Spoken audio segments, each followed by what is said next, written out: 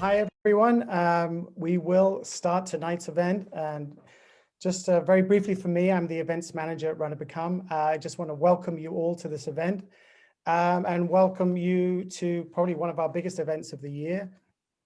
And through what a tough year we've had, and it's just great to be able to continue our events online and actually reach out to a wider audience. We're really grateful you joined us. We have some great speakers and panelists here tonight. I'm going to hand you over to Adrian. I'm sure most of you know Adrian already. He will run the order show for tonight, and he will introduce our panelists. So just a big welcome from Run and Become. Thank you for coming, and I'll pass over to you, Adrian. Great, thanks a lot, Sadeva. Hopefully everyone is hearing me loud and clear. I'm just going to give a little general introduction, a few little housekeeping notes. First of all, as Sadeva said, it's great. Normally we have this event in a hall in Stirling with about 150 people. Can't do that at the moment, so reaching out like this is wonderful. A, because it still keeps us all in touch, and we're actually reaching a much wider audience too, which is really great that we can still communicate and keep in touch during these strange times. There is the chat box open. Some of you are putting comments in the chat box already. Feel free to add your comments in the chat box. You should see a chat link at the bottom to open up, and we will try and get around to answering as many questions as we can, but we can't guarantee to answer all of them. The schedule for the evening generally is everything is being recorded as well, so you'll be able to see it on playback later. I should mention at the end of the evening, thanks to Altra's generosity, we have a couple of pairs of shoes to give away. So there'll be a random draw at the end of the evening. 2 lucky people who've signed up for tonight's event will go home, well, not go home, they will have the chance to choose a pair of Altra shoes. Okay, so that's all exciting. On to tonight's schedule. In a minute, we're just going to get you in the mood and just show a very short slideshow of the West Highland Way, just to get you in the mood. Then we're going to hand over to Ian Beattie, our race director, who we're delighted to see in person. He's out of his little holiday staycation in hospital. And he'll give us an update on the race this year as we know it. And then we've got a little video with Rob Sinclair. Rob, unfortunately, can't be here in person. His work schedules are crazy at the moment, but we recorded a lovely video with him a few days ago, which we're going to show in its entirety. And then we've got we're going global, and we're going to Utah to link up with Brian Beckstead, the co-founder of Altra Shoes, who has a wonderful story to tell about how Altra developed and how he himself tackles many ultra races in the States. And our final speaker is a good friend of ours, Charlie Harper. He's part of the Team Red Altra team in the UK, and some Scottish attendees will remember him from the Perth Anglo-Celtic Plate, which we helped to organise, where he became the Great Britain champion by running 100k around the inches in 6 hours 43 and change. And he's also run many trail races all over Europe and further afield. So that'll be interesting. Then we'll have a question and answer at the end. So we're going to cue the slideshow. Just before we start the slideshow, it's just a few slides of the Highland Way. For anyone who doesn't know the Highland Way, gets you in the mood of the sort of trail it is. And we've included a few slides of our good friend, John Kinniston, who, as many as you know, John used to help out at the race and help out at the evening in Stirling. And I could just say that John's contribution to the race over many years was just absolutely immense. End of. You all know that, we all know that. So just have a little thought of John as you see these slides, and we'll take it from there. Cue the slideshow, Sadeva.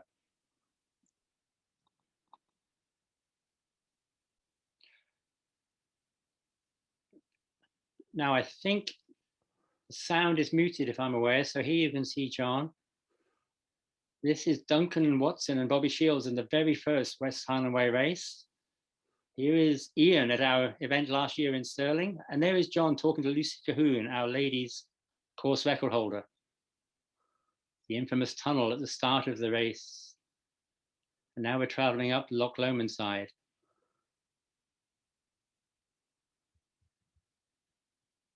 This is the gentleness of Loch Lomond side before you get to the hills further north.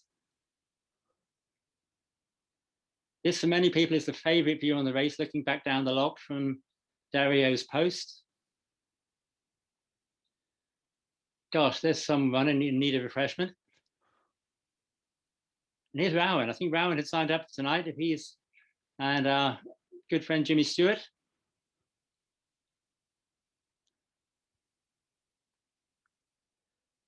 That's Richie Cunningham going up the Devil's Staircase a few years back. And this wonderful picture of the lone runner with the Mamours ahead of you. There's Mr. Sinclair. And Journey's goal, Paul Gliblin finishing the race at the old centre, Sports Centre. That's David McClure finishing a few years ago. This is Duncan and Bobby coming down Fort William High Street in the very first finish of the West Highland Way race. Immortal pictures. And this is our new finish in the Sports Centre, which we transferred to last time. That's us getting ready for the prize giving. John will be there getting ready to give all the goblets out. And the goblets is what it's all about for many of you. Every finisher of the West Highland Way, well, the winners get a trophy. There's Lynn Allen, I'm one of our previous winners, but the goblet is the main thing that mere mortals like you and me cherish most of all about the West Highland race. All those months and years of training culminating in that little goblet. So now we're going to hand over to Ian Beattie, who's going to give us an update on this year's race. Okay, Ian, over to you. Thank you very much, Adrian, for that, and some stunning photos there, bringing back memories of the day itself. And even looking at the photos, I think a lot of the emotion comes out. Thanks for posting these. Lovely tribute to John as well. I wanted to give just a bit of an update on where we are with this year's race, and I think it makes sense for us to be as honest as we can be at this stage. I'm sharing the discussions we've had. I would say at the moment, first and foremost, we haven't made a decision on whether we'll be able to put this year's race on. We met a couple of weeks ago as a group. Adrian was there, Sean was there, John and Helen Monroe as well, and we had a good discussion around what we needed to be in place to be able to run an event, but a safe event, an event which is something we can be proud of. And I think we've got attendees from actually all over the world here tonight, but certainly from all over the UK. And it's worth me saying up front that the regulations we have in Scotland around COVID are not the same as in England, Wales, or Northern Ireland. That's decided on a devolved basis. So our Scottish government has got different criteria of what needs to be in place. What we've decided to do is to give ourselves a bit more time and wait until the end of March before we make a decision on whether the race can go ahead or can't. What we don't want to do is get to a few weeks before and have to cancel it. That's unfair to anybody taking part because of obviously have to arrange travel, have to arrange everything around that. But I thought it's worth just outlining the factors that are influencing us at the moment. First of all, we've got significant restrictions at the moment in Scotland. We've got significant travel restrictions. And we've taken a view, really unfortunately, and I think this hurt all of us, but we've contacted already all of the overseas runners this year and said, even if the race does go ahead, we don't see any way they'll be able to travel to Scotland to take part. And that's a great disappointment because the overseas runners, I think, are a massive part and really contribute hugely to the whole prestige of the race. I've been in touch with them all. They all understand, all disappointed, but I don't think we've had any choice in doing that. I think I would have to say that looking at where we are right now, we're probably not particularly optimistic. I think the Scottish Government roadmap that was announced a couple of weeks ago would suggest that on the 19th of June, they do not see people being able to travel all across Scotland or travel to Scotland to take part in races. That's how it looks. We've also got additional problems in that we're unable at the moment to confirm any of our accommodation, the likes of the start, the finish, Kinlochleven. Really important to us to be putting on a safe race. We need to have some infrastructure. We can't do that at the moment. We don't think it's practical to move the race to later in the year. We've looked at that. There's an awful lot started to fill up the calendar August, September as races have pushed themselves out. The nature of our race has been it has depended on having quite a great deal of daylight, and we just don't think it's feasible for a number of practical reasons to move it. So if the race does take place, it will be in the 19th of June. And I suppose the other thing, and the sort of get all the bad news out, if we do decide we can't go ahead with the race this year, I think what we'll do is effectively call it a day. We will refund everybody who's in this year's race, and we'll start again in November with a new entry process for 2022. We don't think we can keep running forward as we did last year. We will endeavour and try to do something virtual, but we appreciate that's not quite the same. That sounds a bit pessimistic. I think it's a reflection of reality of where we are at the moment. I think there's one positive that I would leave, and one of the reasons we haven't made a decision. I've tried through my Scottish athletics involvement to keep close to Sport Scotland, Scottish Government, what's happening, and it's pretty clear there's the potential for a big event in Scotland, the European Football Championships, which is scheduled, the first game at Hampden is scheduled to take place Monday the 14th of June. The Scottish Government are under pressure from UEFA, the organisers of that tournament, to give a commitment to whether supporters will be allowed in the ground in Hampden. And they're talking about between 15 and 20,000 potential supporters. I think that's maybe our hope. I think if Scottish Government are prepared to allow 15 to 20,000 people in Hampden on the 14th of June, there is a much better chance we'll be able to run a safe race and get the various approvals and permits and everything we need. So we'll keep our fingers crossed for that. As I say, sorry to be the bearer of slightly negative news, but I think it's better being upfront where we are, and we will, by the end of March, confirm exactly what we're going to be doing. Thanks, Adrian, and back over to you. Okay, thanks, Ian. And as Ian said, worst case scenario, we will have the very successful virtual race that we had last year, which I know so many of you jumped on board and got involved with. But that's very much plan B or C. We still have our plan A at the moment, and we'll keep going with that for as long as we can. Yeah. Okay, so thanks very much for that, Ian. So now we're going to have a little video of our course record holder, Rob Sinclair. I mean, there's a little intro at the start of the little video we're going to show. Rob is very apologetic. He couldn't be on board tonight, but his work shifts at the moment. He works in the offshore industry, and when something needs to be done, it has to be done. The deadline is there. So he apologizes for that. We obviously won't be able to do any question and answers with Rob, but we have a plan in place that he's agreed to come and do a Facebook question and answer session with the race sometime in the near future, probably with Mike as backup. So we have him and Mike, who he mentions in the video, will come and do a little question and answer session about various aspects of ultra running and the West Highland Way. So I think without further ado, we'll cue the video, Sarah. Take it away. I should warn you, I don't think there's a problem with the electricity supply in Aberdeen per se, but Rob does come over a little dark. I'll warn you of that. We'll try to get the lighting a little brighter, but just hang on to everything he says. It's pure gold dust, a lot of it.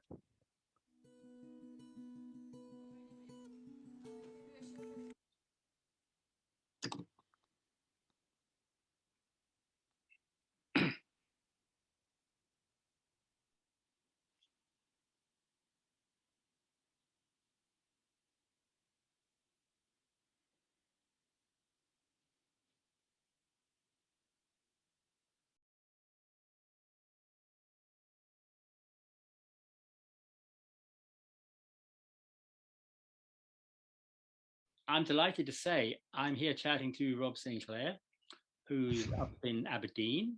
And Rob, as many of you know, in 2017, ran the whole West Highland Way in the time of 13 hours, 41 minutes and 9 seconds. I always have to say that twice, 13 hours, 41 minutes and 9 seconds. Can you just remember that day, Rob, what it was like? Yeah, it feels like a long time ago now, Adrian. That's because it actually was, you know, it was, you can't really put it into words. Everything, like we've spoke about before, just came together on the day, and you don't get moments like that very often. And as you've seen since then, yeah, I've managed to win some other races and things, but that was the longest I'd ever ran for. Not the longest I'd been on my feet, but the longest I'd ever kept steady momentum going for. And yeah, and crazy, crazy day. And as we know, these things, they don't just happen. I mean, I have a saying I say to a lot of athletes I work with, that you don't just wake up in the morning and run, think I'm going to run 13 hours, 41 minutes, or I'm going to run 150 miles in 24 hours. It's the culmination of sort of months and years of something. Yeah. So just wind us back a little bit. Did you do any sport at school at all? Were you any good at anything? Or Yeah, well, yeah. pretty, yeah, I'm still not that great at many things, but I basically, from back when I was like 4 or 5 at school, I did a lot of swimming for a good few years, and then the main sport from then, Adrian, right through till I was about maybe 17 or 18, was football. And massive sporting fitness family. We've always done that together, and it's been a family thing, you know. And then after that, I kind of had a little break from competitive sport for a few years, and probably got drunk too many nights and did silly things. But yeah, kind of came back in my 20s to a lot more hiking and things. And my granddad, as many people know and always say, he was massively into his hiking and his Monroe bagging and things. And it kind of began from there, where walking up hills became running up hills, the challenge of it, and started running clubs and just became an addict. I think never things have never changed since. So It can yeah, be a little slippery slope, as we all know, isn't it? Yeah. yeah, no, So, definitely. yeah.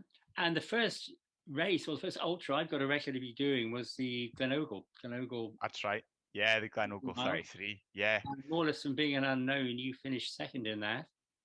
yeah. And That you was, split two very good people. You had Rob Turner ahead of you. Those that don't know, Rob is now a very good 100K runner. yeah, he's a Run for Great beast. Britain, he's run for Scotland. And behind you in third place was Jimmy Stewart, who, as most people listening to this will know, is quite a character in his own right on the Scottish running scene, and what further afield, and is a former winner of the West Highland Way as well. So were you aware at the time you were running with two such great guys or not? No, not at all. Not at all. Not to pay any disrespect to them, but I didn't. Honestly, like you say, it was unknown, and I remember that race well because me and James ran together for many hours, and like it was many a good story. And then it got to, I think he's got a cracking write up about it from a blog several years ago. But it's yeah, it got to, I think, about 10K to go, and he was like, basically politely told me to get a shift on. He was like, "You're far too fresh. Just crack on." And so I did, and finished that. And yeah, it was, yeah, that was the start of the ultra phase, I guess. Yeah. And then 2017, which year it is now, had you set yourself the sights of doing the Triple Crown? And for those listening who don't know what the Triple Crown is, in Scotland we have three fairly big races: the Highland Fling, which is in April, which is the first half of the West Highland Way, the first 54 miles. You've got the full West Highland Way, which then happens in June. And then come August, you have the Devil of the Highlands, which is like the second half of the West Highland Way, the hilly bit, some people call it. And they happen over the course of about 3.5 months, which is quite a feat for anyone to do. But to do it at the level you did it, where you broke all three records in that time, did you decide at the turn of the year, I'm going to have a go at this, or did the idea just evolve? Yeah, no, well, to get all three records, it became a string, did it? I mean, by the last one, it was, I hung on to the time towards the end, and that was just a bonus. After doing the West Highland Way, I honestly didn't really care too much about how the Devil went, but also at the same time, I knew I was close with the splits, and I thought, bloody hell, just hang on in and see what you can do. But it started I think it was like the September or October the year before. I'd been down to the Lake District with my mates Mike and Jenny and Kevin, and we just kind of decided oh, what races are you doing next year? And that came up. Oh, you should just try the fling, try this, because I'd done the Catering earlier that year, and I'd kind of said to myself, 55 miles is enough. I'm not going to go further than that. And then that October, nobody can tell me, oh, you'll never manage that, you'll never manage it. And then I was like, no way, screw you, I'm going to try it, I'm going to do it. Then the fling became the West Highland Way, and then it became, right, that's it, you're going to try it. You'd be as well focused on the whole Triple Crown. And that was honestly how it evolved. It was just out of that, and and the training just took over for many months. And yeah, it was, yeah, loved it. And without giving huge secrets away, the step up from doing, obviously you managed 50 milers up until then. You've done the Catering, and obviously you did the amazing fling, which broke the record there by a good 10-15 minutes, which was a very solid record, which Donny had. Yeah, Donny Campbell, that is. Did you approach the Highland Way any differently in terms of extra training you did, or just any extra long runs, or was it just a bit step in the dark in some way? The fling was like, it kind of went through loads of, was doing so much stuff with my good pal Mike, and we were like talking about times and all that things. And the fling was basically laying a test bed for testing out when to use the vest, when to use the waist pack, you know, was all just setting the foundations. It was all based on the West Highland Way, my training. It wasn't like based on, okay, what can you do at 50 odd miles? It was all based on it was all based on the 96, you know, like in terms of time on feet and the sessions I was doing. Like I wasn't ever doing too much speed work, but I was always getting the hill reps in, and never really worked much on the flat. Hence the last couple of years doing some shorter races and trying to improve the performance that way. The sort of shift from the long stuff. But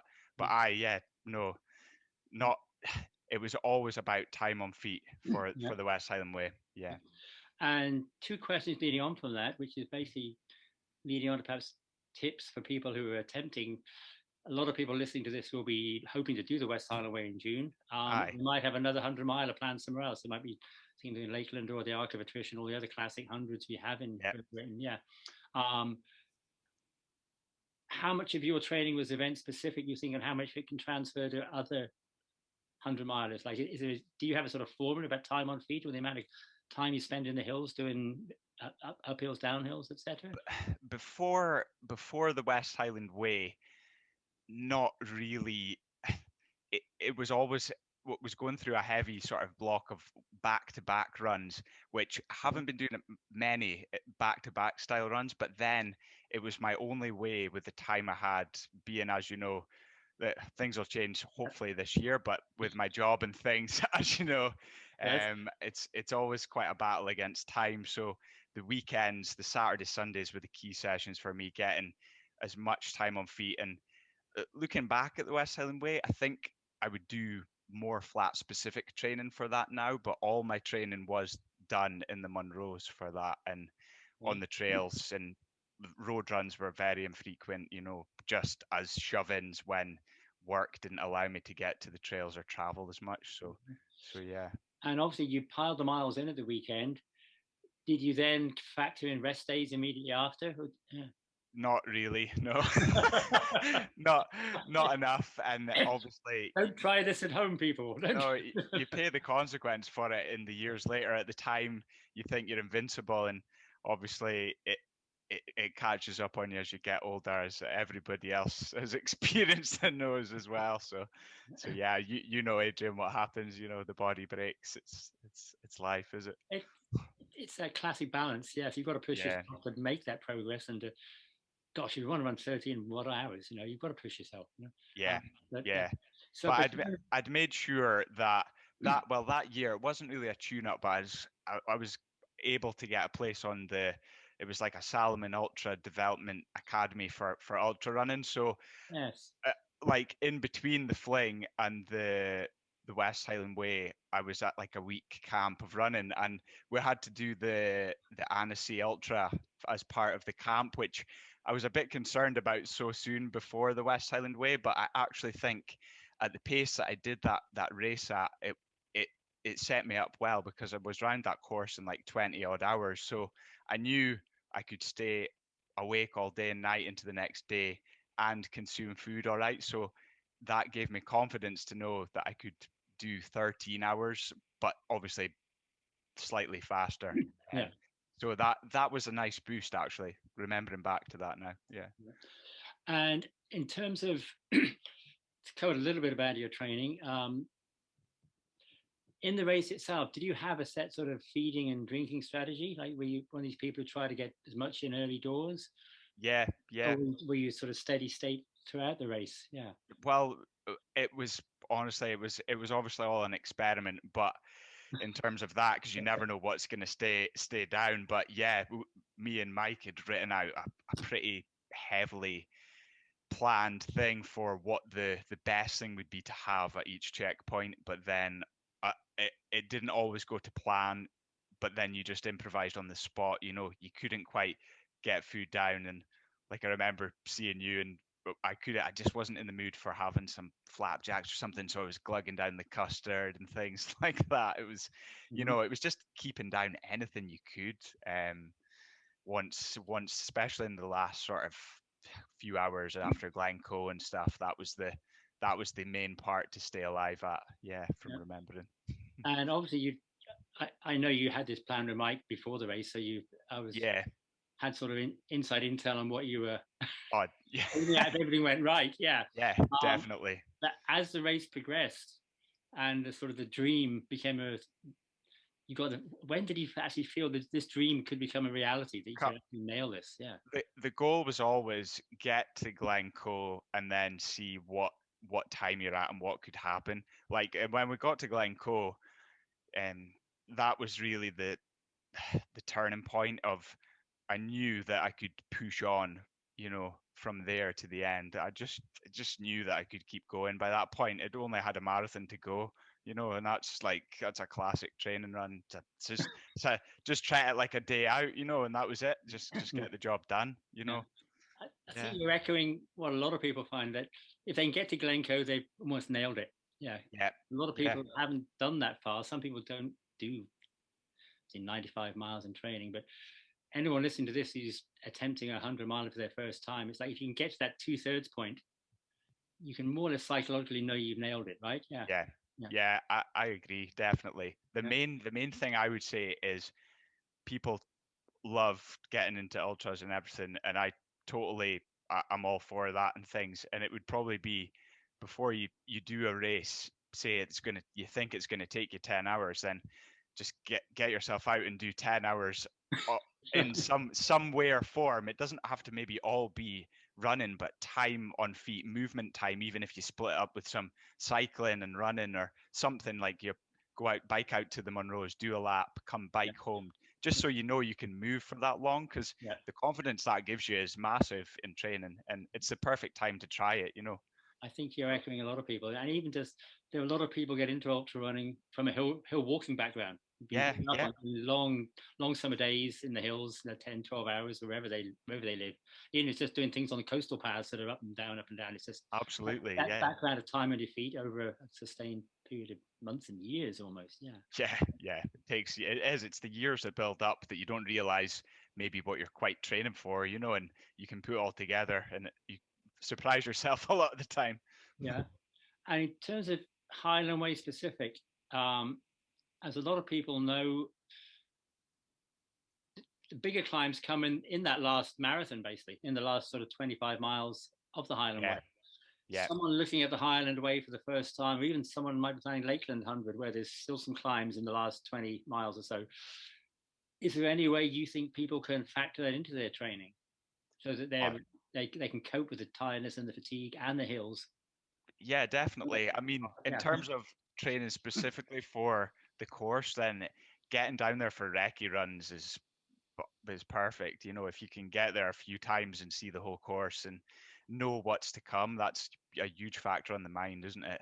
You know, that's a massive thing. But yeah, definitely in terms of training, it's hard to provide exact advice because you have to experiment a lot yourself, or if you've got a good setup with a coach or something. But definitely for the Westland Way, you've got to get that balance, don't you, between hills and flat. And it's a balancing act, like you say. You're not sure what would be the best, going forward again. But yeah, it would be exciting to try. As a little caveat, I will just put in the case for Rob Payne, who ran the race a couple of years ago and lives in Lincolnshire, where there Yeah. are no hills. Pan flat. It didn't put him off. He still came and did a very good West Highland Way. But Yep. he could comment afterwards, I wish we had some bloody hills in Lincolnshire. I can practice. Yeah. But so anyone listening to this who can't get to big mountains, it's not a be all and end all. You just got to be No. realistic with how you prepare. Yeah. And, Yeah. and Well, be prepared some to suffer a bit. Yeah. totally. And I mean, some people get their hills from the stairmaster or the treadmill sessions. Exactly. Anyway, providing you've got good biomechanics and things, like using the gym is a great tool for people who are in cities and things too, is it? Yeah. So, a couple of questions just to sort of tidy up. If someone doing the West Highland Way or 100-miler, hopefully in the next sort of few months for the first time, best bit of advice, worst bit of advice? Best bit of advice. Oh wow, I'm trying to think. Or something the worst bit of advice, something they should avoid at all costs, which they don't think works very well. I would say the best bit is the best bit of advice probably is you get out what you put in, don't you? If you've got to put in the hard graft, the horrible training days, sometimes the painful sessions. You've got to be willing to put yourself to hell, really. And if you don't like pain, then there's no point doing ultras or doing anything long. If you can't answer to the pain when it's happening, then you're not made to do ultras.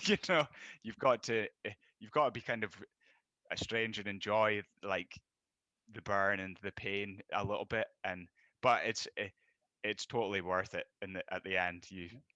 Some races you don't feel that, but once it's settled in a few days later, you do realize what you've achieved, and it's a really good feeling. Yeah. And in terms of, a lot of people talk about ultras being, a lot of it's just mental or psychological. I mean, from your point of view and your experience, yes, you've got to be fit, obviously. And in your case, you chose your parents well. You actually had a bit of talent as well, which is good. But how do you approach it sort of mentally? Do you just sort of say, okay, this is it, let's get on with it? Do you do any of these sort of psychology strategies that you can read all about all over anywhere on that dreaded internet? No. I wish I could say yes, but there's nothing special in that way. Like I don't really have anything kind of weird things like that, or not weird things, but you know what I mean, just different things. Oh, they're weird. It's okay. I'm on your call. Yeah, like I like certain things I do before an event.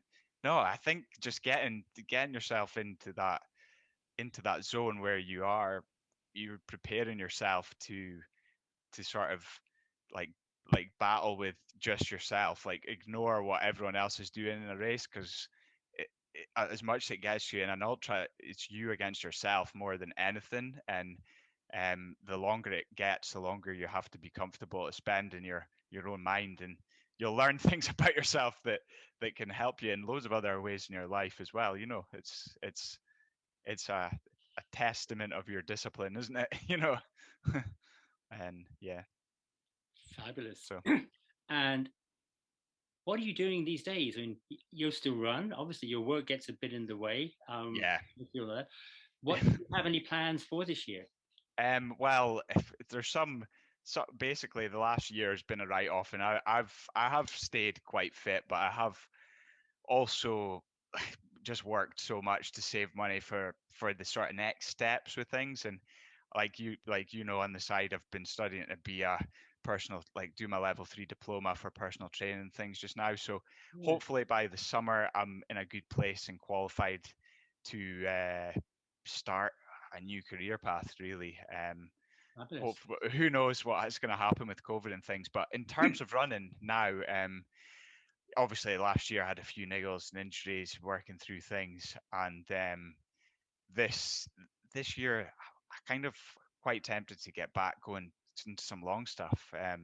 later in the year, maybe get out and do some trips abroad training and do a few sky races or something. But yeah, like I'd love to get back at the West Island Way, but who knows what's going to happen this summer? You know, that would be quality. We live in hopes, yeah.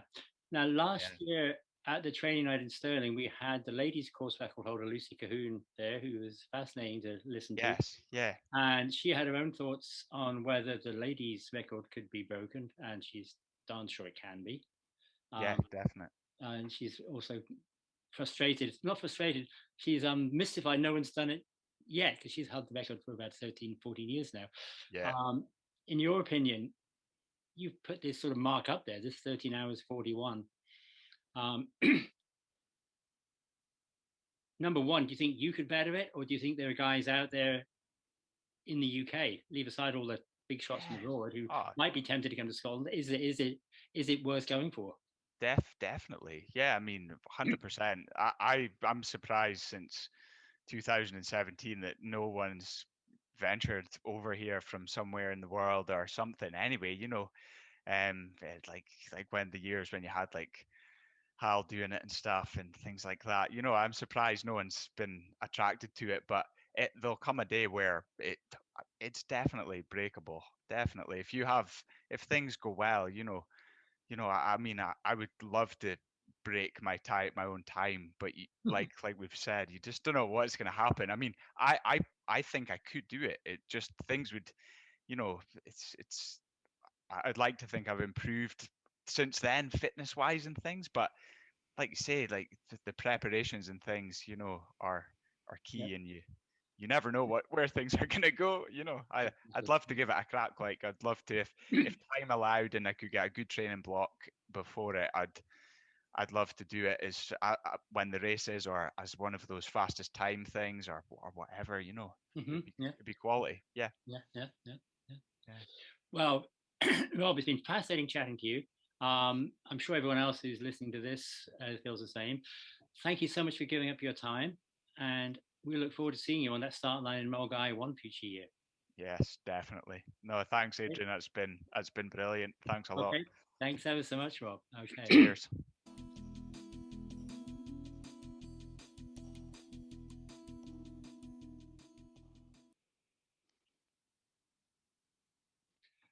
Okay, well, that was fascinating. Just picking up on a couple of points that people put in the chat box. Mike Raffin, who, as many of you know, was instrumental in helping Rob on his epic West Highland Way, said he shouldn't have said about the custard. That was the secret weapon. Everyone will be using it now. And let's a few other comments from Aberdonians as well, which you can go through the chat box and see them, but I probably couldn't repeat them all for fear of offending somebody. Someone else, in terms of training on hills, when you don't have hills to get to at the moment, people are talking about finding their local hill, like East Lothian people are going up and down for Payne Law, it seems like, and near where Ian lives in Killearn now, you've got Dumgoyne, which is a lovely little steep ascent, which people can go up and down. There's talk of people going up and down that. Just any way to get the elevation in this times, just find your local hill and get the elevation in. Okay, well, as I said, we hope to have Rob for a question and answer session in person with Mike and possibly a few others in the near future on the West Highland Way site itself. But we'd like to move on to our next speaker now, and we're going global, and we'd like to bring in Brian Beckstead, all the way from Utah, USA. Brian, as most of you know, is co-founder of our main race sponsor, Altra Shoes. And most people who run ultras are familiar with Altra Shoes. They've come on the scene with a bit of a vengeance. Very popular brand in the States now and making their mark in the UK. First choice for a lot of ultra runners, and having dealt with shoes for more years than I care to remember, no shoe is going to suit everybody, but they've certainly made some waves and are making a lot of people's feet happy. So, Brian, we'd like to bring you in for you to tell us about the Altra story and your own experiences of 100 milers and the like. You, Brian. Well, great. Yeah, well, thank you. Great to be here. I love being able to get out and speak a lot recently. It's kind of been a fun thing for me to be able to tell the Ultra story. And we're going to, I'll kind of add a bunch of different elements, and I hope that everyone kind of is able to enjoy it. So let me just share my screen real fast here. Okay, are we showing that right now? And I need to do the full slideshow. How's that? That's full screen there, Brian. Yes. Good, good, good. Okay, so Altra footwear. I'm gonna have to go a little quicker than usual on this presentation. So I am gonna kind of have to jump over a few of the granular details, but I'm gonna kind of just talk big picture about Altra. First of all, real fast about me. I live in Utah. I am married with 3 awesome kids who we get out as much as we possibly can. They love the outdoors. They were skiing on Saturday. They know how to fish and hike and run, and we just love spending time outdoors. That's a big passion of mine. I do race all around the world. If you look bottom right corner, the small one in the background there for Orem High is me running cross country. I was a cross country and track nerd in middle school and in high school, and I even ran a little bit collegiately, but I had a lot of injuries in college. And one of the things that led me out of college for running healthy was just to get out and run a little slower and to get out on the trails. And I started focusing a lot on that after my collegiate career fell apart due to injuries. And I just fell in love with trail running. And I still to this day trail run avidly. I race quite a bit. And this is me at Ultra Trail Mont Blanc, which I completed in 2015. I've run Ultra Trail Mont Fuji in Japan, raced all around the world, and just absolutely love to experience trails and running in different cultures. And it's just a passion of mine. My other hobby, which frankly has become as I've gotten older with kids and a full-time responsibility, it's a little less stressful on the body, and that is fly fishing. I've always been an avid fly fisherman, and I've actually started about 12 years ago, I started a sport called ultra fishing, where I actually do ultra runs while I fish. And it's kind of become a fun thing of mine. So this is me in Alaska catching a big, huge king salmon, but I do love fly fishing. And over the last few years, I frankly have fished more than I've run. So it kind of ebbs and flows there, but I absolutely love trail running, fly fishing. And then my third hobby is skiing. We're a big ski family. We love to ski. So that's just a little bit about me. But getting back to high school, I met my business partner over here on the top screen there. I'm the blonde one. He is the red-haired one. We met the first day of high school at cross-country practice, surprisingly enough. I shifted schools and met him and just became an avid cross-country runner and loved it. And we became very good friends. We've backpacked and run all around, all over the States at least. There was a third founder named Jeremy House. There's essentially 3 founders, but Golden and I really spearheaded the R&D process and the business side of things. And our background really is very similar to Run and Become, where we come from a run specialty background. In fact, Golden, my business partner, his father owned the running store, and we started working there at a very young age. I started working there when I was 16 years old. So that means I've been in the running industry. This is kind of scary. I've been in the running industry now for 23 years. It's a little scary to think about that because I don't feel that old. I'm definitely not that mature, but Runner's Corner is a great running store here in Utah. And I started working there when I was young. So did Golden. And we just fell in love. We became all in the running industry. And, one thing that was really unique about our store, particularly back in the 90s when I was working there, is we were very much about biomechanics and running technique. There's a big history behind that, which I don't have time to get into, but every single person that came into the store, we watched run. This was an image that was featured in the store. This is from the 1993 5K World Championships. And, I have never been able to run this fast, but one thing that we look at is, boy, when these elite athletes run, they do run a little differently than we do. And this was a huge emphasis for us. And we taught biomechanics and running technique. This was just, we were ingrained in this from a very young age, that running technique mattered. Running technique was important.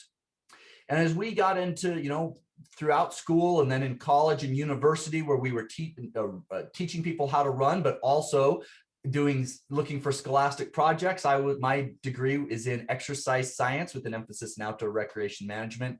Golden was also in health and wellness. And so we started doing all sorts of our college research from the running store, because we had this access to shoes and access to athletes and surveys and all sorts of fun things.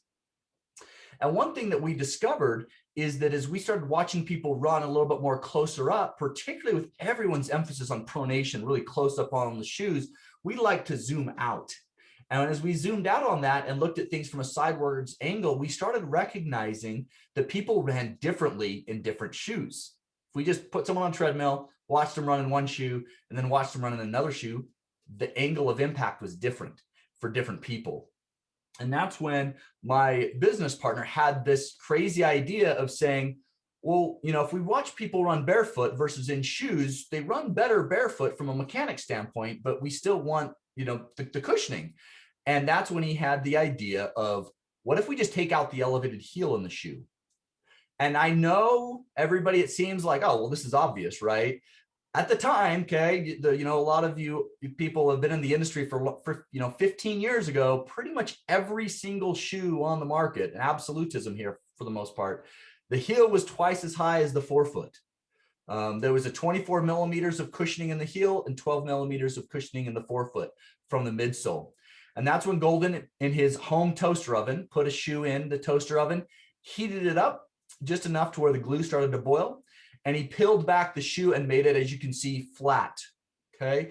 And that was his aha moment of, oh my gosh. And he calls me up. He's like, Brian, okay, I've got this idea and this concept. And this was right before the whole barefoot movement kind of became big. And so I think that's one of the reasons that Altra was successful, is that we really started from the customer experience and worked backwards. We were not business majors.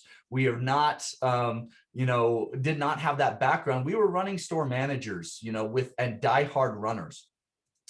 And so that's when we coined the term zero drop, is we took out the drop in the shoe, right? So we are flat, just like you are when you get out of bed every single morning, just the way your body naturally aligns itself, zero drop. That did get associated with minimalism through that process. And we want to be pretty clear that we're not a minimalist brand. We just don't have the elevated heel. In fact, our forefoot cushioning is as much or more than virtually any other brand out there. Our shoes just don't have that elevated heel or that drop. And so you're going to see us a lot referencing our technology more in terms of balanced cushioning. And I think that's something that really makes Altra unique. And we pioneered this zero drop and balanced cushioning platform, right? So when you run on a natural balance foundation, chances are you're going to run a little bit better too. And that's really what every single Altra shoe we make is flat, right? It's balanced and it's cushioned. Now, what does this do? Okay, I'm not going to get into the details. We don't have time. Here's a couple fun little images to showcase what we believe it does. Okay, so, when we're really trying to avoid heavy heel impact, and that impact transient, how would you build the foundation of your house? Again, these are some of these overlying principles that Altra is about. The second thing you're going to notice that probably more people notice now is we're foot shaped. We don't like to call them wide because our shoes aren't wide. In fact, our heel is narrower than most brands. We just think that your toes are much more balanced when they splay out. You can see this X-ray image, same foot, same time, same day, just in different shoes. And that's really what we're about is once, if your arch and your heel are locked into place, we want those toes to be able to splay. And this is great for balance and shock attenuation, great for bunions, neuromas, hammer toes, all sorts of foot problems. Okay. And that's one of the big things. Another thing is when you straighten the big toe, being able to straighten the big toe does the exact same thing as arch support. It just does it naturally. It locks in that navicular joint, locks in that arch support. Okay, so that's kind of our theory and our process. Here's a fun little image. I don't know if this is, probably shouldn't be marketing this, but oh well, we kind of have fun with some images every once in a while. So, which shoes right for you? What shoes should you be buying? We kind of think that Altras are shaped kind of, like healthy natural feet. And the other thing is we are gender specific. Most brands, we say they shrink it and pink it. There really isn't a lot of difference between the men's and women's fit outside of just volume. And we actually customize the fits from both our men's and women's shoes. And it's something that's quite unique. And so those were the three things that really bothered us about the industry, that we're like, nobody's doing this in the industry. Why not? It just makes sense to us. And so this is one of my favorite quotes. If I'd given people what they wanted, it would have been a faster horse. So we decided to change the industry quite a bit. And it's been just an absolute wild, wild 10 years. First thing you need is a logo. So this was a logo that was made by some guy online. I think his username was Dark Boy something. It was an online competition. It cost me $300 to get this logo. And it's a journey road. It's kind of, that's what we call it. We call it the journey logo. And that's really what Altra is about. It's all about the journey and the experience. We always want people to experience the Altra difference because we are different and it's all very experiential. We also needed a name. And, you know, we were not super brainiacs about this, but we actually started out as Evo Design LLC. That didn't pass that did not pass, no legal trade. That had no shot. And we started with said, you know, we want a name with an A. We want to be top alphabetical. That was some of the thought process. And we started writing down various words and things. And we found a word called Altera. And it's Latin. And it means to change or to fix. And that was it. And we shortened it down, you know, where we felt alternative was one of the words that inspired us. Ultra running, right? Even at the time, I was an avid ultra runner. And so these are kind of things that framed it up. So if you want to know what Altra means to us, it means to change or to fix. And we feel like we are changing a broken industry. We feel like we are changing and fixing broken runners. And that's what it became about. Now, keep in mind, we were 11 years ago when all of this was happening, we were 3 dudes in a basement with no artistic ability. Okay, so just keep that with your grain of salt that we were 20-something-year-old diehard running dorks, doing this out of our basement. But we believed in it. We believed in it a lot, and this is kind of the evolution of the Lone Peak. And a lot of people say, oh man, the Lone Peak feels like it's made for my foot. Well, guess what? It is literally made for my foot. And I'm pretty proud I get to say that. And this shoe means so much to me. And we got all the designs and we got a little funding, which was nice. And we got to this crunch point where we needed to order the actual production tooling and we needed some money. And in case you want to know what tooling costs are, I'm going to give you a little hint. We had 3 models that we launched and we had to do a men's and women's of each. So 6 pairs of shoes with tooling that you have to pay up front because we had no money and no reputation. It costs $70,000 US dollars, just to kind of put that in perspective. And we didn't have the money. And so it was pretty crazy to go to my dad, who didn't have a lot of money either, and said, hey, Dad, do you know of anybody? Who could I go talk to? We need money. We're getting desperate. And he came back a few days later with a check, which is pretty cool, and said, this is your inheritance. And if you lose this money, you're not going to get anything when I die. And that was a pretty cool vote of confidence from my father that has meant a lot to me over the years. And so we get the shoes and we've got to go test the shoes. And so this was the very first shoe that we got in terms of the Lone Peak. Now I'm going to backtrack just a little bit. This is all what I'm talking about here is 2010. The ideas started coming 2009 is when we decided to start a shoe company.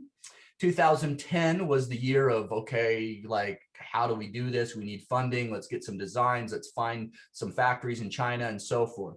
But if you rewind a little bit back to 2007, so this is me back in 2007, and I ran my very first 100-mile race. It's the Wasatch 100. It's one of the first 4 original 100-milers. It is here in Utah. In fact, it actually finishes 5 miles from my house now. I live at the finish line, which is pretty cool. But it starts 100 miles up in northern Utah, and it goes straight up the mountains, and then it rides the ridges for essentially 100 miles. And all the aid stations are the canyons. So you drop down, hit a canyon, climb up, climb out. There's 27,000 feet of elevation gain, 26,000 feet of elevation loss. Your average elevation that you spend is just over about 8,400 feet is your average elevation, is where you're at altitude wise. And it's just an unbelievable race. And I'd gone out for a long training run a few weeks earlier, and it just rained and rained and rained. Now I'm not used to the amount of rain that you guys deal with, and the wet feet and the trench feet and all that stuff. But my feet got really beat up on that run, and so I had to baby them leading up to the race. Well, unfortunately, my feet just hadn't fully healed, and on race day at mile 30, I started feeling hot spots in the balls of my feet. And it was a really hot, dry, dusty day. And it was just really hot. And as the race started progressing, by mile 35, 36, my feet were just on fire, burning. And I got right here to mile 39 where my wife was meeting me. And I took off my shoes, and sure enough, I had blisters on the balls of my feet. So hopefully maybe some of you have experienced those nasty, nasty, nasty blisters.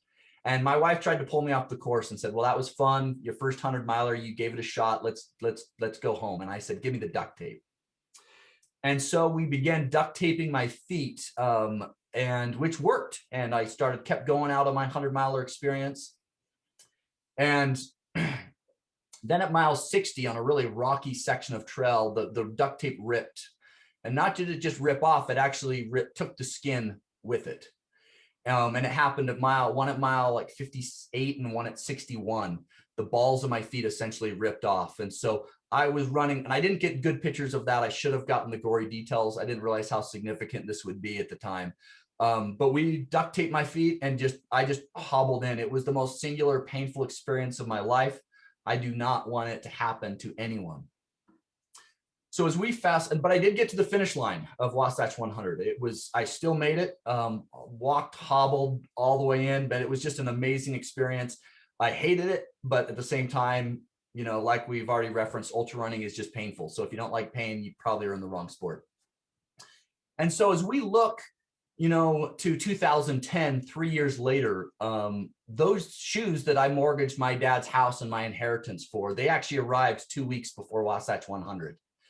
And so I decided to lace them up and give them a shot, and said, I had some extra shoes in my drop bags just in case if something happened. And, it's not easy to explain. And I usually get emotional. So I like to see that Adrian got emotional too, because, I can almost see it from my house right now at mile 97. You get at night, these ultra runners, they take a long time, for some of us. We're not 13-hour guys, nor is the course here. You can't run Wasatch in 13 hours. It's the winners. If you can hit 20 hours, you're going to win it typically. So as the night happened, you just slog through the night. You don't really think about anything. You just put it in cruise control and get through. And the sun just started coming up. And at mile 97, I had, a pretty amazing experience where, I'm not a particularly religious guy or anything like that. I'm not a spiritual guy necessarily, but I had, the universe, whatever, God opened up to me and told me that ultra was going to be successful. It was crazy. And if you knew me, you know how crazy that this is me saying, but it was amazing. And I had this experience at mile 97 of Wasatch 100. As I just had this aha moment. I had no blisters, and I had taken over 3 hours off my time. And I was living in my parents' basement because we had no money. I was in so much debt. I'd used up my inheritance. We had no funding. We were nothing. We had nothing. And I knew that ultra would be successful. And that stuck with me my whole life. And I got to the finish line, and it was amazing. And that I've since run Wasatch 3 more times. I'm in it this year, so this will be my 6th Wasatch 100 this year, and it's going to be fun. We're doing a big 10-year anniversary of Ultra, even though that race was in 2010. The race got canceled. I was supposed to do it in 2010 for the 10-year anniversary, but it's the 10-year anniversary of Ultra. What a lot of people don't realize is that 3 years ago today, we were still 3 dudes in a basement. Our shoes, we got a little funding, and our shoes were on the water. 10 years ago today, our shoes were on the water, just shipped out from China on the way to America. And it was being sent to my parents' house where we were going to ship the shoes out of our garage. And luckily, we were able to negotiate a factory, a warehouse setup, and the shoes arrived on March 22nd and began shipping out on March 29th, 2011. So we have done this in the last 10 years of building up Ultra. And I'm really grateful for everyone who's given us this shot. Here's us at a trade show using every penny we had to try to just promote the shoe and to get it on people's feet and to make that happen. It really was an entrepreneurial's dream to make it happen. We launched, like I said, in spring 2011. We launched with this Instinct. It was actually a road shoe. So even though we're better known on the trails, our first shoe was a road shoe, and followed several months later with the Lone Peak, which is our #1 selling shoe and has become an absolute classic. And I can't tell you how many pairs we sell. It's ridiculous. but it is an amazing shoe and I'm really proud of it. And frankly, the Lone Peak 5, not shameless plug, I know, but I genuinely 100% think the Lone Peak 5 is money. It is so good. It is such a good shoe. So I'm excited to run Wasatch 100 in the Lone Peak 5 this year. And we are doing a throwback color. I don't know if I can say that publicly yet, but we do have this color right here in the Lone Peak 5 that'll be limited edition. So try to see if you can try to get a pair of those. But we've always done this through differentiation and leading the way. And I think that ultra running is kind of a way that ultra personifies ultra running so much, because we all, ultra runners are always like, why can't I go farther? Why can't I do that in the rain and the mud? Why can't I? You can't tell me what I can or can't do. And I think that's really an attitude that Ultra has adopted over the years, that we want to differentiate and lead the way and just do things differently. We've won every editor's choice from every magazine and award you can possibly win, which has been unbelievably flattering. And it's just been a crazy 10 years. And I really appreciate the retailers that have supported us, the end consumers who trust us with their feet and their body. And I want you all to know how we take that very seriously and how we are runners and we love to run. And we've got a great lineup of trail shoes. And just a real quick overhaul, I whipped this up real fast, so I'm not a designer, but our trail line makes sense. So for you, if you're deciding like, hey, what shoe do I need to run an ultra in? We basically look at it two ways. We've got kind of a fit and a volume standpoint. We do tend to be a little higher volume overall because we want that space. We think that's healthy, particularly longer run. Your feet are going to swell, and it just makes a difference. But we have 4 amazing trail shoes, right? The Superior is a little bit of a medium volume fit. It's 21 millimeters of stack height. It has a rock stone guard that you can take in or take out if you want more stone protection or not. We have the Lone Peak, which at 25 millimeters is just kind of that do it all. It is a little higher volume, but it just performs. It's durable. It fits great, and we absolutely just crush it. And then we have the Timp, which is again same fit as the Superior. That's at 29 millimeters. And then we go up to the really max cushion of the Olympus, which is at 33 millimeters. So when you look at our shoe line, we feel like, man, regardless of fit and distance and cushioning and preference, we have a shoe for you. And real quick, just to kind of share with you who Ultra is even further. We got bought. We've been bought a couple times, and we go through these transitions with new ownership groups. And the last ownership group, we've been with them about 2 years, which is fun for me because I'm no longer the president of Ultra. I don't have to do revenue projections. I don't have to do inventory forecasts. I don't have the personnel. What I get to do is do strategy, long-term strategy, and also PR. So that's kind of my new role the last 2 years with this acquisition. And we all sat in a room and discussed, hey, who was Ultra, who is Ultra now, and who do we want Ultra to be in the future? And how can we put that into a single sentence and kind of revisit our mission statement? And this is what we came up with. And I love this because to me, this is so who we were, it's who we are, and I think it's who we're going to continue to be. And it's unleashing, right? Something's been holding us back, right? People, don't want to be too conspiracy theory, but the shoe industry wasn't doing certain things that we felt was kind of holding us back on what we could do. And it's all about unleashing our human potential. And we want to do it positively, right? By inspiring, by, be positive, be upbeat. Let's share the successes. And we want to do that to the entire world. And what do we want to inspire them to do? We want them to move, and we want them to move naturally. And I think that's what Ultra is all about. So that is the quick 30-minute synopsis of who Ultra is, with a little spin on me and Ultra running in there. So I think we might have a little time for questions and answers, but I'm going to turn it back to the group here, stop my sharing, and thanks for listening. Okay, Brian, thank you so much.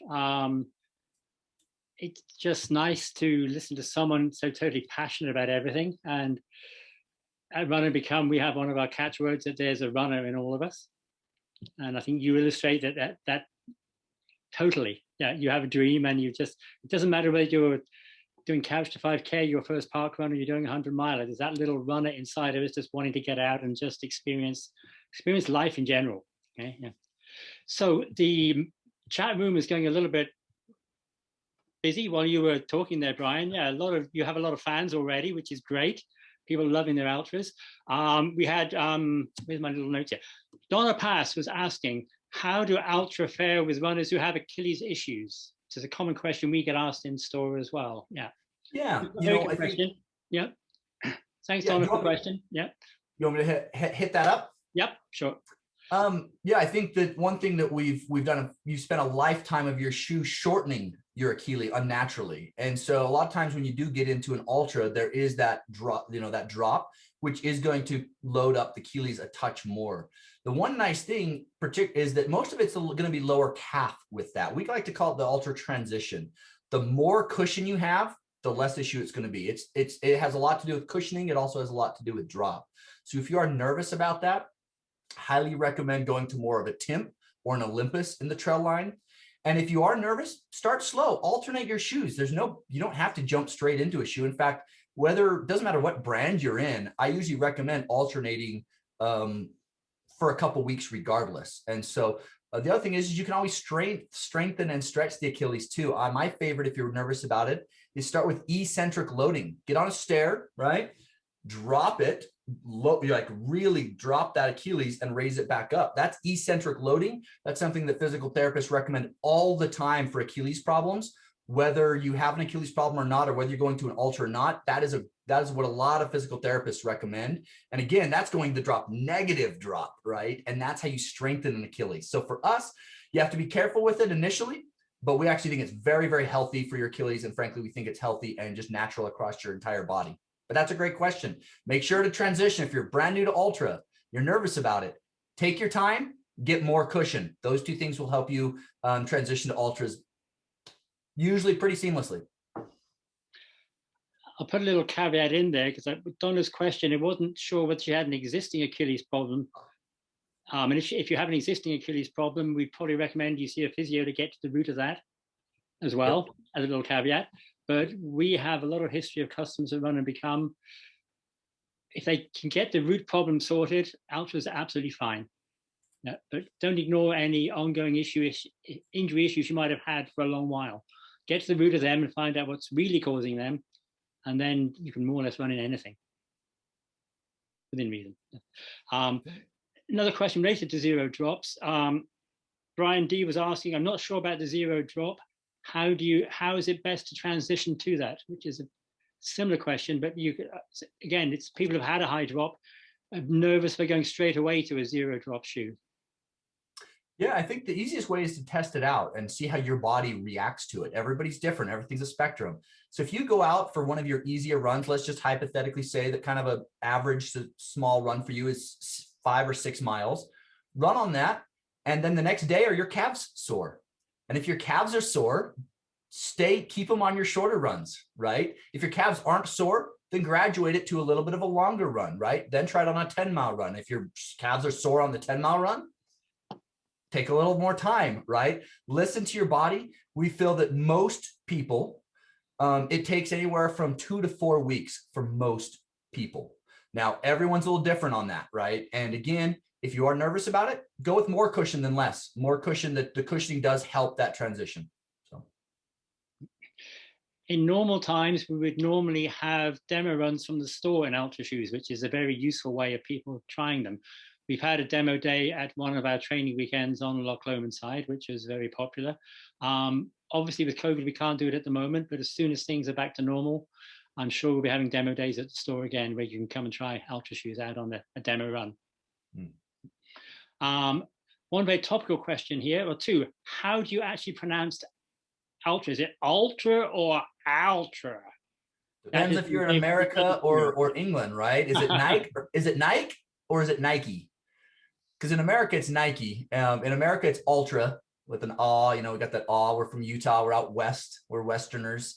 A little more country boys up in the mountains here. So it is Ultra for us, but we don't get offended if you say it a little different. It's okay. We don't judge too much. Okay, thanks for that. And from Charlotte Gibbs, this is a very topical question. Can you do a carbon plate in a zero drop shoe? Absolutely, we can. Whether we will or whether we won't, we'll see. For us, we do tend to default towards a more natural setup, but we do understand that the carbon research is very positive. And I think that, you know, we're absolutely looking at it. And we have a really healthy research and development department right now that is doing some really exciting stuff. I think that in the next year or so, you're going to see all sorts of more than one really cool, different, unique innovations from Altra that aren't necessarily just carbon plated, but also, you know, we're always looking at that type of stuff and always trying to push the limits of what you can do with shoes. Great, thanks for that. And just to finish up, talking specifically running, you've obviously had the experience of moving from between 50 milers and 100 milers. For anyone listening in here who's thinking of doing the transition from a 50 up to 100, your best bit of advice, worst bit of advice? Well, let me start with my worst bit of advice, okay? And hopefully you get my sarcasm here. You got to start out fast because you got to get it while the getting's good. I'm totally joking. I'm totally sarcastic. Start slow, okay? When it hurts, slow down. You know, 50 and 100, it's not comparing a half marathon to a marathon to me, right? You're comparing a 5K to a marathon. It's hard to compare them for me. I think that you just really have to be really cautious. You've got to be slow. I've paced, I've run 1,400 milers. I've paced another 25. You know, I've been doing it for a long time, and I've talked to a lot of people. You know, unless you're really, you know, really fast, it's best to start out slow. I've seen people pick off a lot of time and miles and hours in the last 25 miles of a course. If in doubt, start slow. And the other thing is you have to find ways to get nutrition in, whatever it is, right? Whether it's custard or jelly beans or potato chips or something, the caloric deficit that you can run if you slow down your eating is bad. I mean, I almost like to say it's an eating competition with some running involved. So if you find ways to eat and you can keep moving, you're going to be okay. You're going to be able to get to the finish line, but start slow and eat a lot of food. And for someone doing their first 100 miler or their first West Highland way, would you even think about the time or just go out there and enjoy it? I think that, yeah, I think that that's a great question. I do think that it's what I would recommend. It's always hard for the first time people because you don't know who the experienced people and inexperienced people you're to run with. But if you can find someone that has run it before that you're like, you know, I've trained with that person or I know roughly how close that is, I think that's usually the best indicator is try to find someone who knows what they're doing and pace accordingly. You know, time does, you know, a lot of people do care about time, but I typically don't wear watches. I like to give myself windows, and I recommend, you know, because it might be your first 100, but man, maybe you want to go out and punch it hard, you know, and see what you can do, but start slow for the most part. Don't get too caught up on the watch. If you're feeling like garbage, don't stick on your splits. Drop the ego and just slow down. Okay, I think we'll wind that up there because time is pressing on and we have Charlie to fit in. We hope to have a few more question and answers at the end. If you're happy to stick around for a little bit, Brian, yeah? Yep, absolutely. I'll stick around. But we're giving a big virtual round of applause to Brian. I can feel it coming down the airwaves. Thank you so much for supporting the race and just being here to offer your total enthusiasm and passion, not just for shoes, but for life in general. Thank you. Thanks. So while we're talking Altra, I must put in the plug again that at the end of the evening, we will be drawing a prize for 2 Altra pairs of shoes. And the eagle-eyed amongst you will also see that in the confirmation email you were sent with your Zoom invite is a discount code. If you are unlucky enough not to get a free pair tonight, you can get a discount code of Altra shoes at Run and Become over the next 3 months. So that'll help you to try a pair as well. There's spontaneous claps coming up from Dabbler and other panelists to Brian. Well done. Okay, we're going to move on to Charlie now. Charlie, are you there? I'm here. Here, he's unmuting himself. Charlie Harper. Wow, what can I say about Charlie? Apart from being one of the most down-to-earth guys I've ever had the pleasure to meet, as far as established runners go, which is not just bigging him up. He's just so down to earth, you wouldn't believe it. He was 100K champion in the Anglo-Celtic Plate race at Perth that we helped to organize a couple of years back. He's also run trails left, right, and center. He's done UTMB. Oh, he's done CCC, sorry. His breakthrough race was the North Downs Way 100, where he still has, I think, the fourth fastest. Was it North or South Downs? Sorry, Charlie. South Downs, yeah. Where he has the fourth fastest ever time in his debut over the 100-mile distance. Had his fastest time on the South Downs course. So, Charlie, it's a pleasure to have you here. Just tell us a bit about yourself and how you got into running. Well, it started when I was incredibly depressed, actually. I was at a very lost part of my life. I decided to jump ship on my career, which everyone considered to be my calling. I was studying to be an architect, and I was having a very tough time and felt lost and useless. And I decided to use marathons to give my life a bit of a jump start again. I was an architecture student and decided the best way, I think, probably to see a European city was to go and run the city marathon. So I did that to a couple of places. After I was a swimmer at first, and then a cyclist, and I was a hockey player. But I wasn't really a runner. Did a bit of cross country at school, but I just sort of rocked up to these. I went to Oslo to run the marathon there, the first one, after not really putting any training in at all, and couldn't really walk for quite a while after that. But I was sort of hooked there, I think. And then studying architecture again, I moved to Sweden and got in with my local running club there. Really sort of enthusiastic guys there, and we decided to fly up to the north of Sweden and run the Kungsleden, or the King's Trail, which is quite an iconic trail. It sort of resembles Scotland in some ways. Actually, it's an absolutely beautiful landscape. But I did that, and that was my first real trail running adventure, and I picked up there, started entering races from there on. Great. It's very refreshing to hear you talk about the way you tackled your depression that way, because I know through lockdown so many people have had ups and downs, and running has been a great way of a lot of people just keeping themselves together and staying positive. So, and it's refreshing that people can talk about this openly, and I would encourage anyone who's on this call who perhaps has an up and down, just chat to someone about it. It's a very easy thing to do. Just share your experiences with friends, with other runners. Lots of sort of forums out there to do that on. Yeah, I think it's very important to talk about it. You can talk about it to me if you like. Yep. I was very, very quiet about it quite a long time because I didn't want to be judged and all of these other things. But I think you've got to keep talking, because you're not alone. Here you are. You have a calling as a counsellor by the sound of it. Yes. Well. Yeah. So running wise, you made your big breakthrough at the South Downs Way, the 100-miler. And how did you approach moving from 50 milers up to 100 milers? Did you change your training drastically, or did you look at the course and think, this is the course, this is what it's about, I have to change this, that? Or did you just go into it just blind in some ways? Well, sort of blind. I'd run 100K before, but I really just slowed down. So Brian mentioned slowing down in the race, but I think in my training, I just, it's been said before by Rob, time on feet, and I just slowed right down. I started with a coach just before I did that race, and he told me to do the same.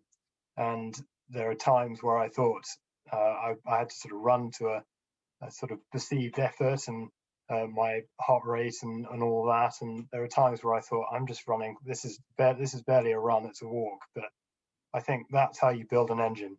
And I think that's very important for 100 miles, because 100 miles is a big day out. It's it's an adventure. You don't know how long you're gonna be out. It's a lot of time on your feet. I think some people listening to this will say it's sometimes more than a day out. Yes, it can go into the next day as well. Yeah. Exactly. Yeah.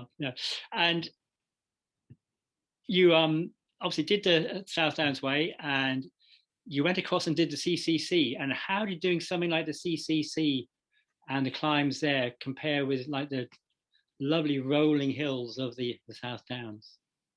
Well, it was quite a shock to me. I was living in West London at the time, and my training was running along the Thames Path, and so I kept saying that I was going to go out to Wales and do a couple of laps of Snowdon, but of course, work got on top of me, and that never really happened. So it was a bit of a shock going to the CCC, where I turned up fit, but it was a big lesson.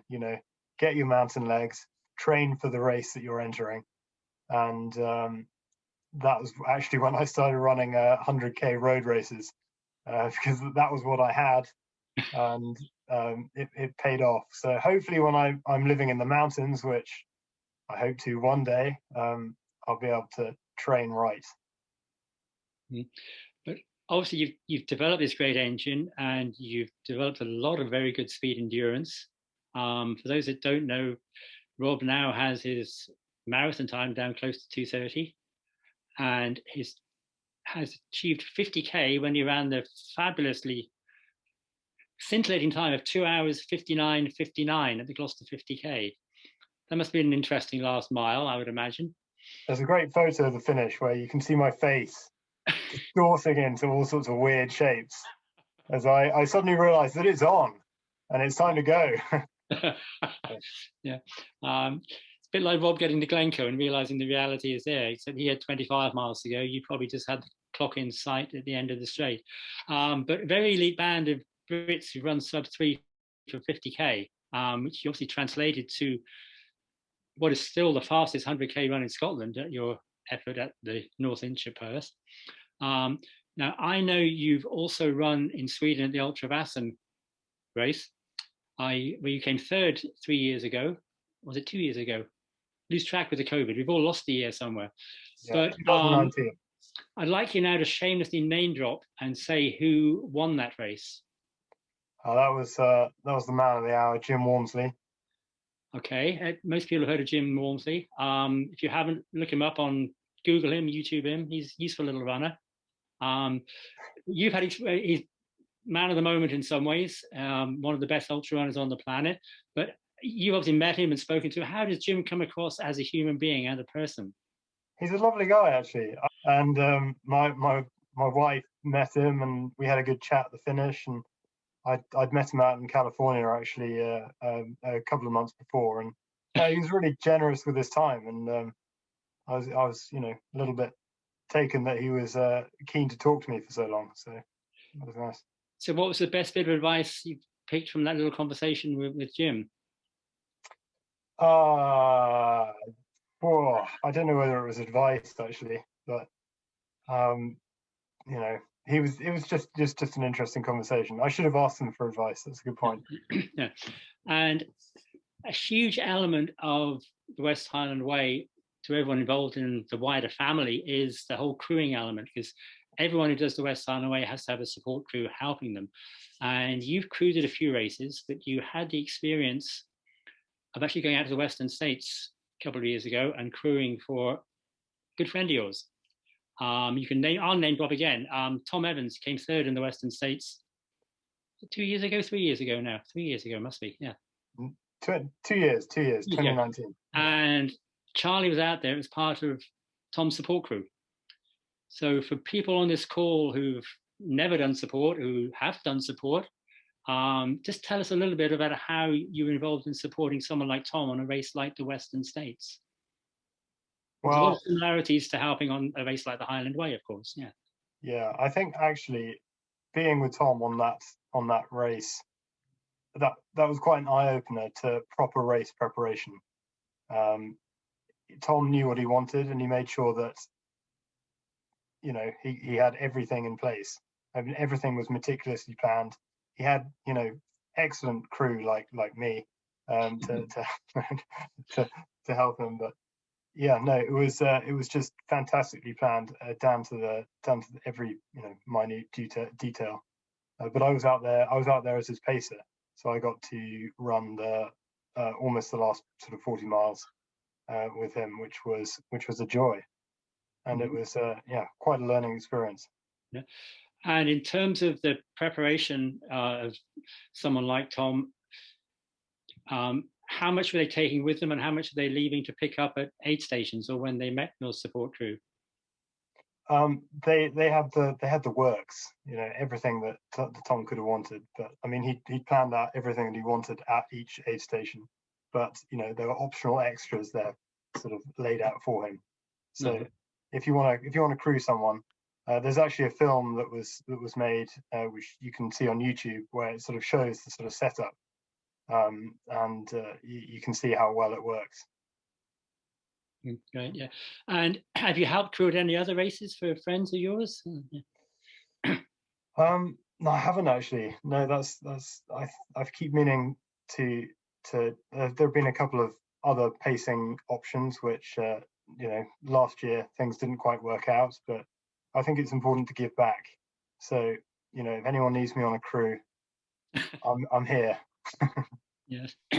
Now, moving forward, obviously COVID has put a spanner in the works. After your 100K at Perth, you were very much in the frame for a GB vest, but of course the championships didn't happen, so that didn't happen. Or what plans do you have moving forward for races, should they happen again this year?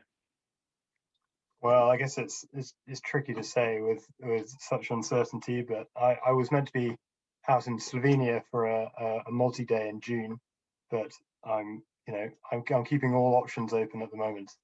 Now, I might run in the Lake District. Rumor has it there's a Trail World Championship coming up, and so I'm keeping my options open at the moment. Mm-hmm. But trying to aim high and sort of make GB teams is very much in your makeup, yeah. Well, I haven't. I've had a GB vest for a virtual event, but it doesn't quite feel like the real thing just yet. But I'm sure it'll happen. In terms of how you train, Charlie, you've obviously worked with coaches in the past. I know you worked with Marcus Scotney for a little while, and you're doing your own thing at the moment.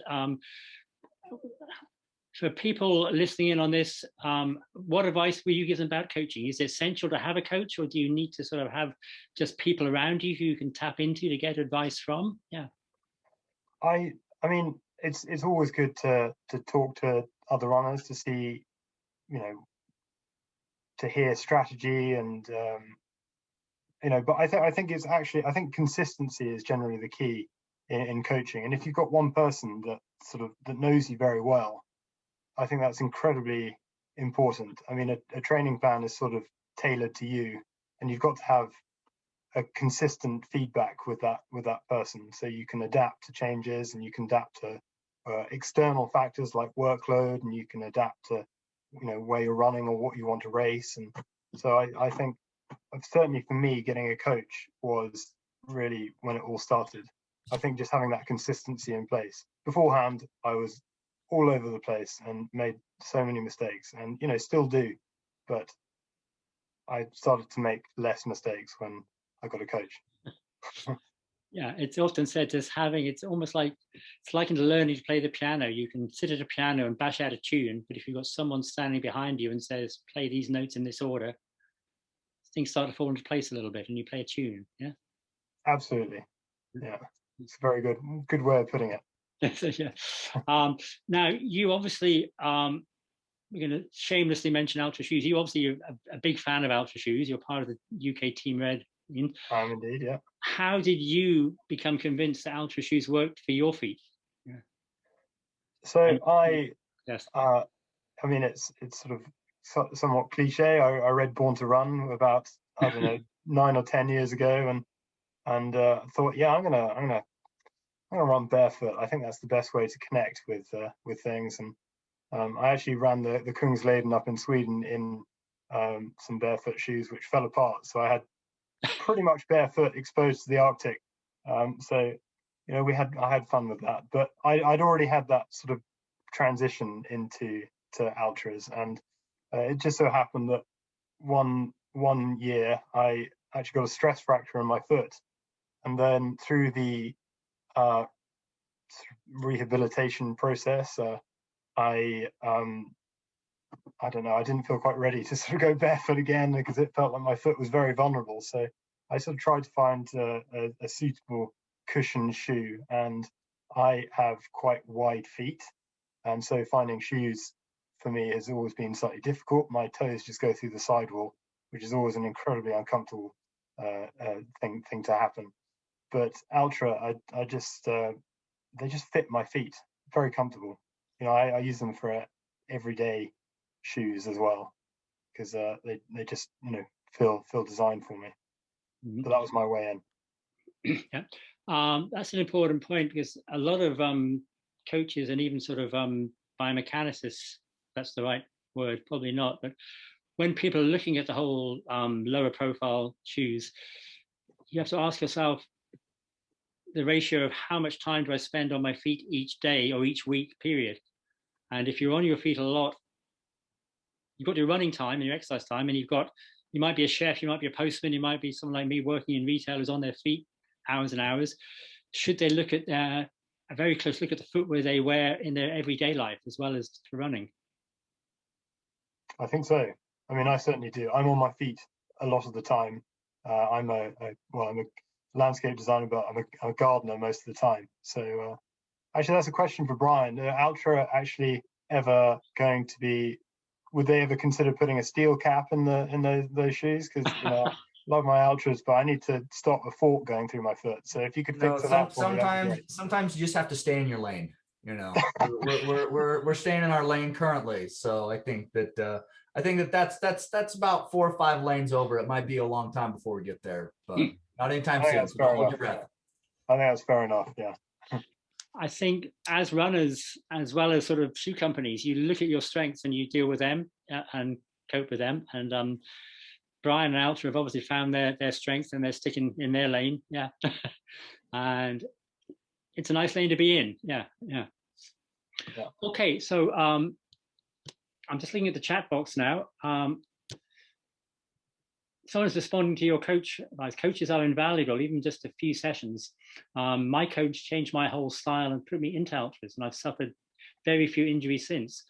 So if people are transitioning shoes, and there's an old saying that if it ain't broke, don't fix it. If you haven't got any problems, don't worry about it. If you want to experiment with a lower drop shoe, is it just the shoes, or would you recommend having some advice on your running form as well at the same time? I mean, maybe that's one for Brian. Yeah. Yeah, I don't think you need to focus on your biomechanics to go into Altra, right? In fact, you know, our thought is we're going to help you run better regardless of whether you're trying or not. And sometimes if you try, you almost kind of overforce it. We want it to flow and be natural. But I also do like to think about it in terms of, you know, does I don't know who's the favorite, you know, football player in England right now.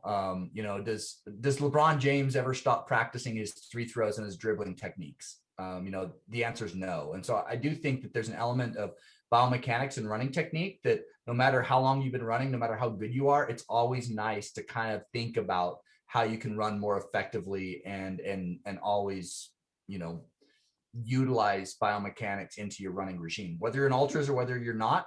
And I definitely don't think you have to focus on it, but I encourage pretty much everyone to use simple techniques to help them and remind them to run in as the best technique as they can. There are so many resources for technique out there. And as runners, we spend hours and hours each week and each month just out running. So we are practicing. We have endless possibilities to practice our technique if we think about it. A lot of the time, would you say we just don't think as much about the technique as we should? That's one for you, Brian. Yeah, I don't think we think about it enough. Okay. Another question, this is from Gillian. Are Altras suitable for someone with issues with plantar fasciitis?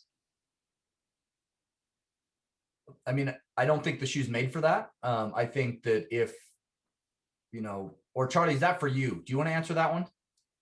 I don't think I'm qualified to answer that question. You know, plantar fasciitis, like any running injury, is complex. There's so many ways that, like the Achilles thing, where I don't think, you know, a lot of times some people have gotten oh, you have to use this, you have to use that. It's very different. If it's something that you've been in proper, you know, bad alignment, for example, if on an elevated heel shoe with a lot of toe spring, okay, where the toe spring's where it turns up and you're at a downward angle, that causes a lot of stress on the arch, especially where in the calcaneus, and that's where you tend to see a lot of the pain is further back. So Altras can help. Whereas if you are doing too much mileage and too soon, and your body starts breaking down, all Altras are going to do is overdo it, right? So it really depends on the cause of the plantar fasciitis. If it's an overuse injury, an Altra is not going to work at the time for that, right? You're going to need a little arch support. The problem is if you use arch support forever, then your foot gets weak and you're just going to get weak and weak and weak. Where Altra is very much a foot strengthening, foot healthy tool, where if it's because of alignment, where you've been wearing too many high heels and too much toe spring or something like that, it's going to alleviate it and put your foot in natural position. So I know that's a really dance along the middle line, but unfortunately with running injuries, we see pros and cons with Altra with a lot of things. If you've tried traditional shoes, if you've tried orthotics, if you tried a bunch of those things, I would try Altra. I think it can help in a lot of those instances. Thanks, Brian. Had a question in which relates to a question I was going to ask Charlie, actually, is that the question is, does Charlie fancy doing the West Highland Way anytime soon? And one of the last questions on my list for Charlie was, do you have a bucket list of races? So the two sort of go hand in hand there, Charlie. Well, this isn't completely set up. I did actually say this independently on my friend Tom's trail running podcast the other day, that West Highland Way is actually at the top of my bucket list. Yay! So there we go. That's no one's put me up to saying that at all. So the answer is yes. It's just about finding the right time to do it. But I'll be there. The trail isn't going anywhere. It'll still be there waiting for you, Charlie. Yeah, I joined in the virtual event this last year, but running the West Highland Way in Regent's Park wasn't quite the same thing. Yes, Central London is a little difficult. Yeah. Yeah. Okay, so I hope we've dealt with a lot of the questions tonight. We will be following this up, as I said, with some Q and answer sessions on the West Highland Way sort of message board Facebook site. In the meantime, we did promise to give away 2 pairs of Altra shoes tonight. South Ava, are you there? Yep. Yeah. South Ava is going to be our MC. We are going to get Brian and Charlie to pick a number between 1 and what was the highest number we had on the attendee list? I think 385. So, Brian, would you like to pick a number between 1 and 385? Oh, you're muted, Brian. I got it. I know. You'd think I'd have learned it by this point. I'm going to say, let's go kilometers on this. So how many kilometers is the West Highland Way race? How many kilometers is that going to be? Approximately 153. I'm going to pick number 153. Okay, and that is Jessica Katrina. Well done, Jessica Katrina. If she's listening in, just acknowledge yourself in the chat box. And Charlie, would you like to choose a number between 1 and 368, was it? 385. 385. Charlie.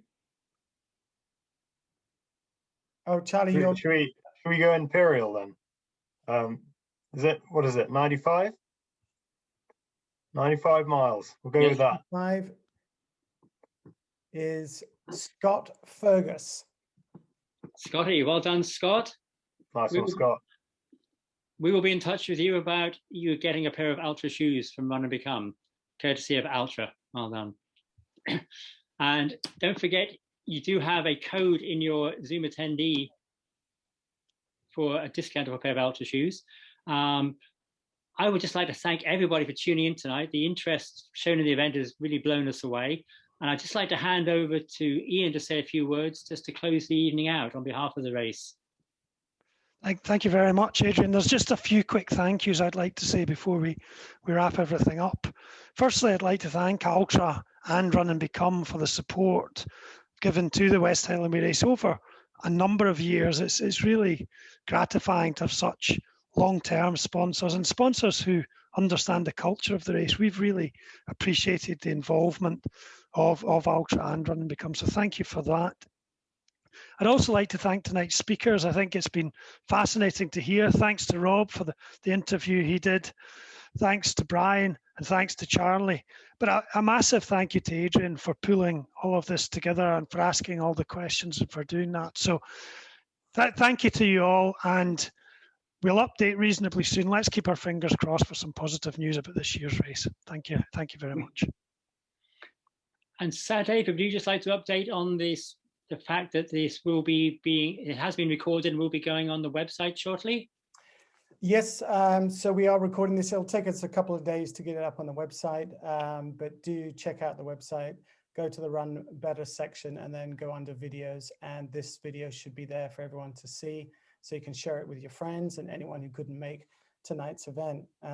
Yes, and I'd just like to say on behalf of Run and Become, so grateful to all our speakers and all of you for watching, and we're just so grateful in this time that we can still share running advice and inspiration with you via these online events, and we hope there's a lot more to come.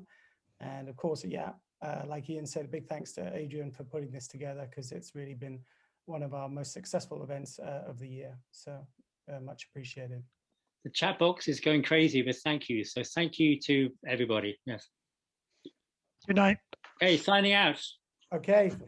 Thanks everybody. Take care. Thank you so much, Brian. Cheers. See you later, everyone. Thanks, Thanks Charlie. very much. Thanks, Ian.